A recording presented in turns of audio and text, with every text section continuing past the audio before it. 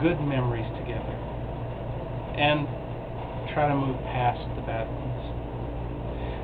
The fourth category is to have games and distractions. Joke around, have a sense of humor. Don't be so serious all the time. Play and compete with each other in sports or whatever, any kind of game, anything that you can do that you can compete with each other in a friendly environment. But you should always avoid the prohibited, the haram things in your choices of entertainment. For example, if you and your wife want to go videoke, that's fine. Go videoke. Have fun with it. Have a blast. But avoid those videoke bars. You know the ones I'm talking about. Avoid the ones where haram activities are going on. And, you know, the best thing that you could do would be to go to the places where you can rent a private booth for your whole family and everybody can just sing their hearts out for a couple of hours. Now the next category is to give assistance in the household. You should do what you as an individual can or like to do that helps out around the house, especially if your wife is sick or tired. The most important thing is making it obvious that the husband appreciates her hard work. So take out the trash, do the dishes, you know, scrub the places that are difficult for her. Anything that you can do to help her out with maintaining the household. The next category is consultation, shura. That is specifically dealing with family matters. You should consult. You should give her the feeling that her opinion is important to you. You should study her opinion carefully instead of just tossing it off. Be willing to change an opinion for hers if hers is better. Don't always assume that just because you're the guy, you're the king of the castle. Thanking her. You should always thank her when she helps you with a hard decision, or for anything for that matter. Even if she's obligated to do it, you should still be appreciative of it. And the next, for visiting others. Now you should choose well-raised people to build relationships with. There is a great reward in visiting relatives and pious people. It's not a waste of time to visit these kind of people. It is an act of worship, especially if you can find extra time to talk about Islam. You need to pay attention and ensure Islamic manners during your visits with people. And never force your wife to visit people that she does not feel comfortable with. The next, conduct during travel. I know a lot of people here in the Philippines travel back and forth from one island to another. People that travel from Zamboanga to Manila, from Manila to Davao, all over the place. And there are a lot of people that travel from the U.S. to the Philippines or any other country where you're working overseas. So there are a lot of couples traveling together long distances. When you're traveling, the Sheikh says that you should offer a warm farewell and good advice as if you're separating. If you're leaving, you should give a good advice. You know, we never know the last words that we may say to our loved ones.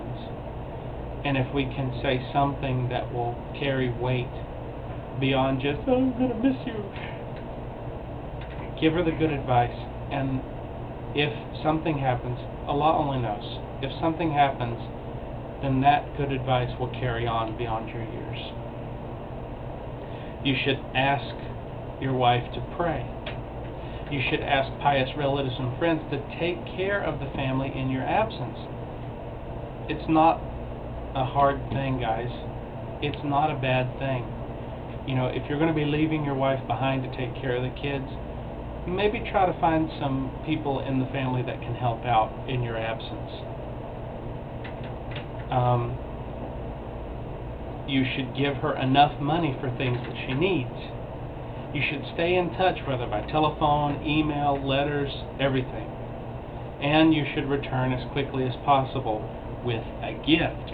Always bring a gift, because remember, when you're greeting your wife after you've been away for a while, you should always open the communication with positivity. You should avoid returning at an unexpected time or even at night. And, most importantly, if it's at all possible, in any way, shape, or form, take her with you. Now, for the next category, we get into financial support. We did a long bit about this last night, I know. But in financial support, first of all, the husband needs to be generous within his financial capabilities. He should not be a miser with his money, nor should he be wasteful. Now, this is especially true if you don't quite have enough to make ends meet. You really have no right to go and play a bunch of video games or go out with friends to do videoke. If you can't meet your bills, you shouldn't be doing these things. A man will get rewards for all that he spends on her sustenance, even for a small piece of bread that he feeds her by his hand. This is according to authentic hadith. He is strongly encouraged to give to her before she asks of him. Now, the next category is in smelling good and looking good. Following the sunnah, you should remove the hair from the places according to the traits of fitrah. Now, for the traits of fitrah, I'm going to remind you guys. You should trim your nails. You should remove the hair from your underarm and your groin.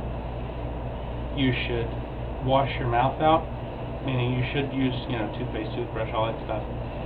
And grow the beard. All these traits of fitrah have great rewards, and they are such a strong sunnah, they are close enough to be fard. In fact, many scholars say that they are indeed fard, which means they're obligatory, and that there is a sin upon those that don't comply. So you should always be clean and neat for your wife. You shouldn't be, filthy upon your person or upon the place that you are. And you should try to remember to put on perfume, atar. This is a sunnah.